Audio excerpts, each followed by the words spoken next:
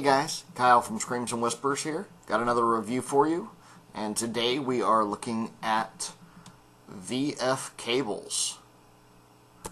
So, I checked out these guys online and talked with Dave Hudson over at VFcables. Got the skinny on what they're doing over there, making high quality, handmade, hand-wired instrument, speaker, patch, cables for musicians. Honestly, these are cables of an extremely high quality at a price point that is going to beat anything you're going to get at Guitar Center, at least in the same quality range for sure. I'm still trying these out, so there's going to be some content after this initial intro where I get to talk about the difference that these cables made in my personal rig, but we'll go into that then. But what I wanted to do first is show you what these guys sent over. Now, first of all, Dave was kind enough to extend to me the option to pick my color scheme for the cables that he sent me for review. And as you guys seen in a lot of my videos, there's a lot of orange and black for the Baltimore Orioles in those videos. So, of course, that's the color scheme we got on these. So what Dave sent me over is he sent me a patch cable for my pedal board, sent me a speaker cable for my amp rig, so those go from my head to my cab.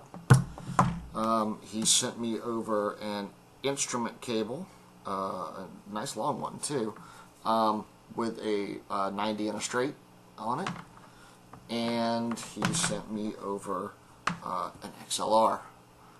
So, first thing I noticed just right out of the box, and I just unboxed these not too long ago, is all Nutric connectors, and this isn't going to show up on the video, but it says Nutric right there.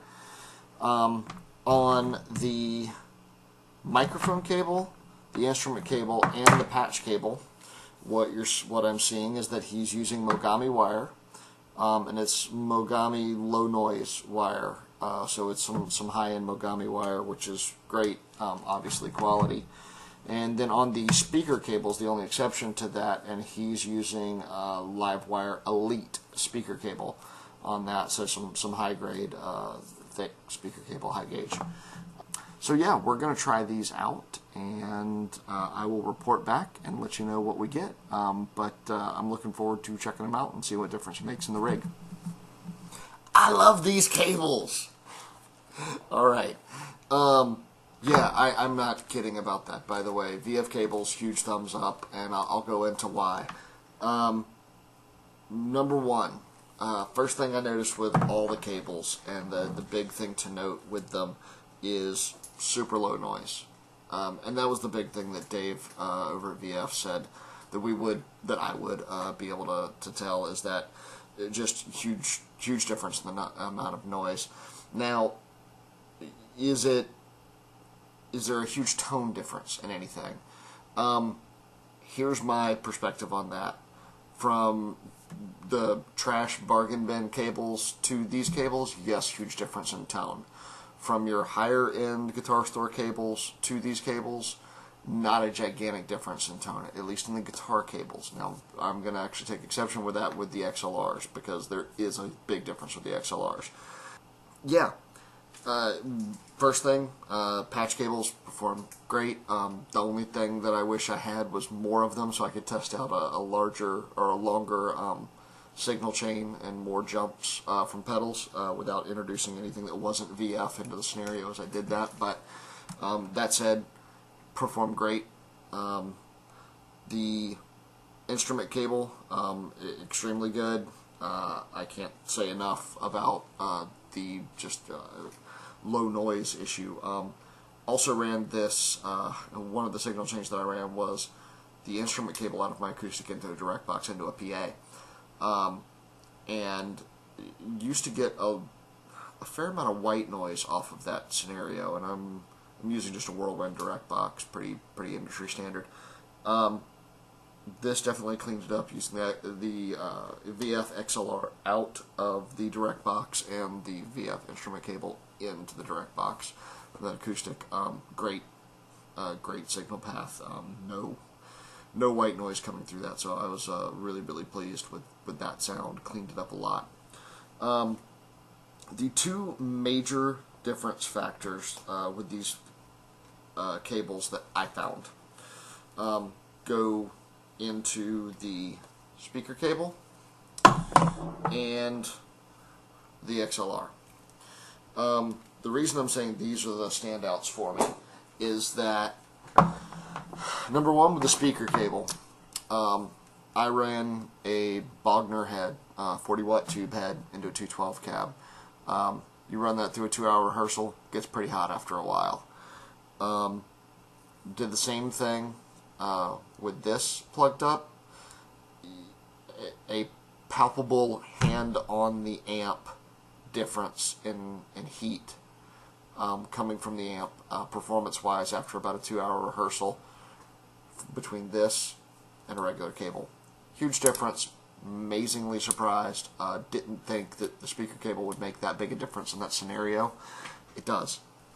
It truly does. I won't say that there was a gigantic audible difference in tone, but the biggest thing is the amp is running more efficiently, and therefore you're not overloading heat on your amp, and it's definitely making sure that the amp is well taken care of, which we all want to do with our tube amps. We spend enough money on them as it is. So that's a huge one for me. Loving that. The other thing that was very, very surprising to me, and not so surprising after I messaged Dave from VF on Facebook saying, why am I seeing this?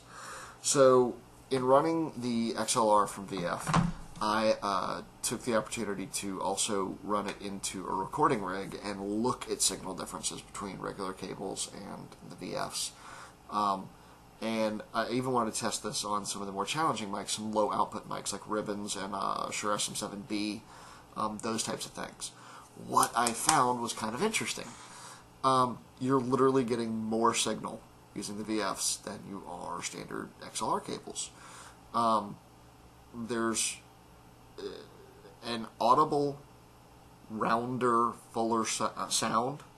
But the biggest thing is you gain a ton of headroom because you're simply getting more signal in, which is huge, as any audio engineer or recording engineer will tell you. Just being able to have that room to play gives you a lot more leeway. And talking to Dave, there's a reason for that. Not going to give away all Dave's secrets. That's up to him. If you feel like taking apart the ends of one of these, you'll find out why. It's not that hard. Yeah, kudos, good ideas, and most definitely a lot more output coming through the VFs than there are on standards. So I'm loving that. That's a huge thing for me, especially in the recording environment. And because when I record, I tend to use some of those low output mics, like a 7B for vocals and Ribbon for guitar cabs. The VF's now going to be my go-to, especially in the studio for that. So loving it, yeah.